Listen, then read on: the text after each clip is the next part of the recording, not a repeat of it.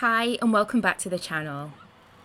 So today we're going to be looking at how to create a backyard oasis, and I'll be offering you 5 tips and how you can do that on a budget. We'll be looking at how to develop a theme for your space or a concept, creating zones, areas of interest, and some upcycling projects too. So before we get into it, I just want to give you a glimpse of what the garden looked like before. So for someone who is not an avid gardener, this was pretty overwhelming to me. And the first tip I guess I would give to you is just to take your time. Don't become overwhelmed with the space. If you have a larger space, just think of it in terms of sections. Start somewhere small, make some progress, and in time, you'll see that things start to come together, and that will give you the motivation to carry on and to move on to your next step. So my second tip would be to develop a theme or a concept for the garden. So for me, my inspiration for design pretty much always comes from travel and my love of travel. And I wanted my garden to feel like a retreat, a backyard oasis with elements of some of my favourite places, including the Caribbean and Bali. So that includes lush green, tropical planting and organic materials. So using materials such as bamboo, rope and timber really helped to create that rustic, tropical look I was going for in my garden. My next tip would be, if you have the space to do so, create different zones. So I knew I really wanted to have a patio area because I like to entertain and I really wanted a space where I could eat al fresco. So to spruce this space up, I painted the decks a really dramatic black. I added some bamboo panels which I painted white to the walls, and I styled the table using lots of texture and interest.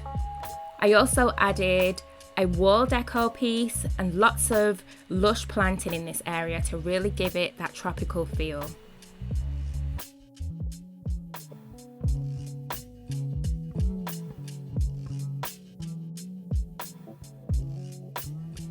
The second zone I created was a lounge space. So this space, I wanted it to be a really casual, comfortable space where you could sit down and flop into these really comfortable beanbag chairs and have a drink at the end of the night or at a weekend. It's a really lovely spot just to take it all in, and again, the theme of the bamboo and the plants is carried over from the patio. I also use these ropes as a type of feature, but also to add some screening into this area to make it a little bit more private. So with a rug and a coffee table and some plants, it really does give that feel of a cozy outdoor living space. So these seats on the lawn are basically just made from pallets that I found out on the street. And I just added these cushions, added some fabric to them, and it creates a really great lawn space area for when we have a few guests over. I really wanted to use this unused space at the back of the garden to build a fire pit. Like I said to you, transforming this garden really was not a weekend project, but it was so worth the time, energy and sweat put into really transforming this space. The fire pit just brings so much. It's a great space to promote cuddling. It adds a really beautiful ambiance. It's a brilliant space for entertaining, and it's great for cooking too. That's how you like fire. That's how you like it. Oh, jeez.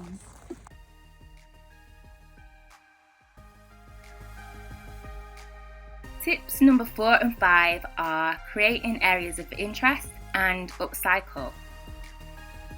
So I love to use unusual objects in the garden, things that you wouldn't normally find, quirky things, things that add character.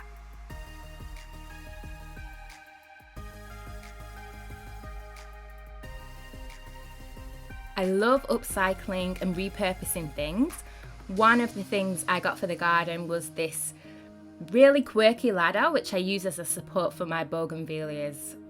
I love it.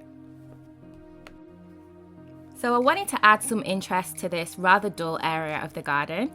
I added a vertical wall using these really inexpensive pockets to plant some lush planting. It's a really inexpensive way to really brighten up an area of the garden, and I was able to propagate a number of the plants, so didn't have to buy them all brand new.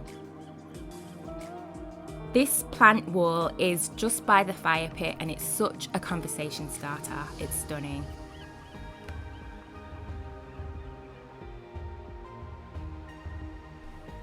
I created my own little fernery by propagating some ferns from a really big bush that I have and just putting them in these beautiful coconut baskets and hanging them high in my tree.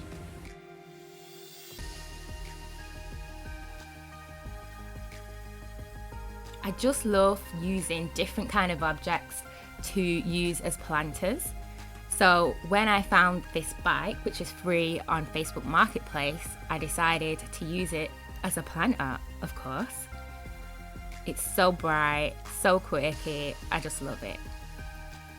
These old Chester jars are another example of an unusual planter. Basically, I painted it and I now use it to store my herbs outside the kitchen. Mirrors are unusual but really great things to use in the garden. They just create an illusion of space. I also use anything that I'm no longer wanting to use in the house, so an old lamp, wall decor, you name it. If I can get away with it, I'm going to use it outside.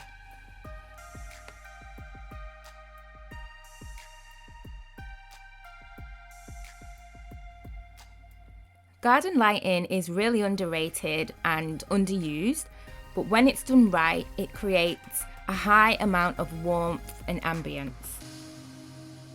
It's so beautiful being able to sit out in the garden and being surrounded by these beautiful lights.